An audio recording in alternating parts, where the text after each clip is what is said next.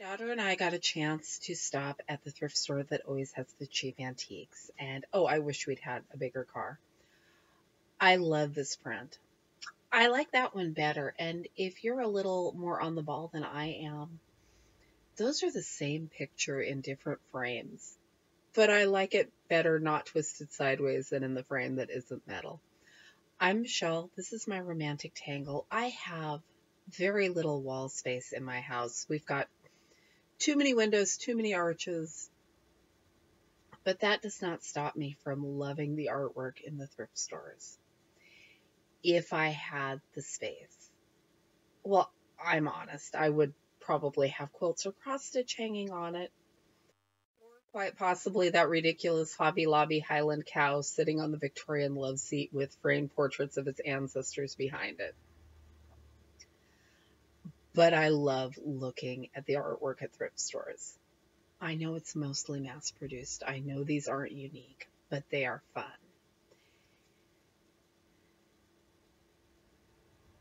I hate the glare from the lights, guys. I do my best.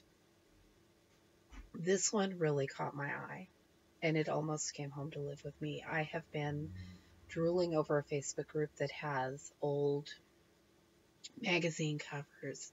There is so much going on in this one. It is such a neat image, but wall space, prioritizing.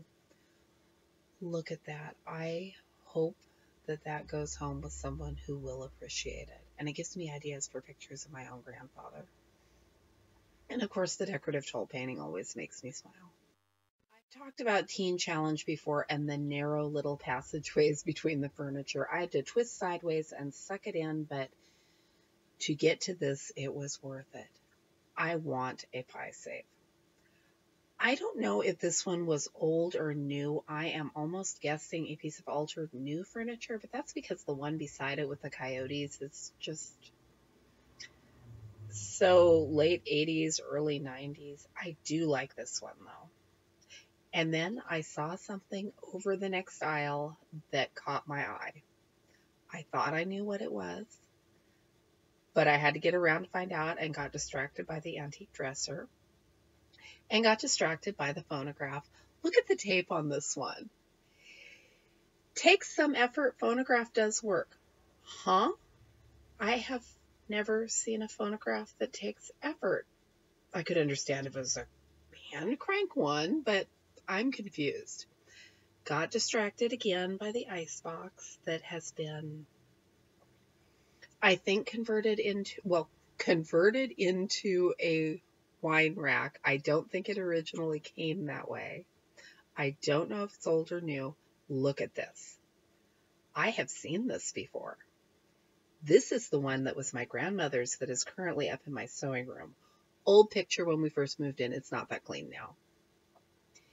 This is identical. And down to the nicotine stains. It is an identical cedar chest. I have never stumbled across another one like it.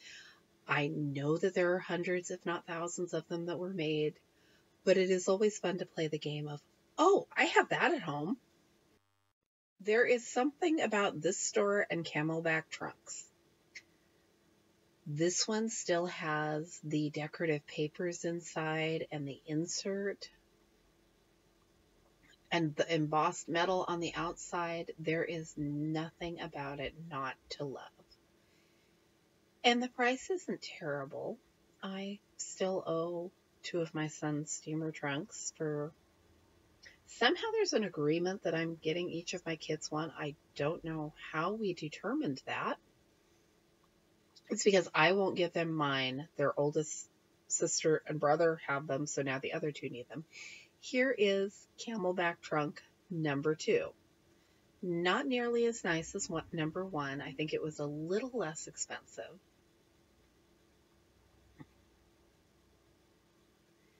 Love that teal dresser. That is beautiful. And another narrow little passageway to scoot through. How does this work with the fire marshal? Is it that no one's supposed to be edging between things? Tell me what you think about this table. The sides fold up. I would guess that. I think maybe this was a sewing table. There are no handles. There are locks on the drawers. The only way I could find to open them was to pull out the one and reach underneath, but then how would you get in the top drawer? If you know what this is, please let me know because I am very curious. Then look at this glorious monstrosity. I think it was only $100. It has got angry monkeys with balls in their teeth. Somebody up in the Portland area needs to bring this home and convert it into craft storage because it is amazing and somebody could do something absolutely wonderful with it. And here is Camelback trunk number 3. This is my favorite. I love the roses, and I wonder if somebody has painted those to embellish it a bit. It is gorgeous. Milk glass candy dish. The antiques at this store are ridiculously cheap. The bric-a-brac is expensive. I thought about buying the scrap bag to pad the 3 green scrap bags I bought back in January. And the more I looked at it, the more I realized this is just more of the exact same fabric. I think that's what happens when you have a bunch of quilters who all buy stuff on sale at Joann's. We had fun. We will be back to this store the next time we're in the area. Someday we will be to this store when we have a car large enough that would allow us to actually buy something.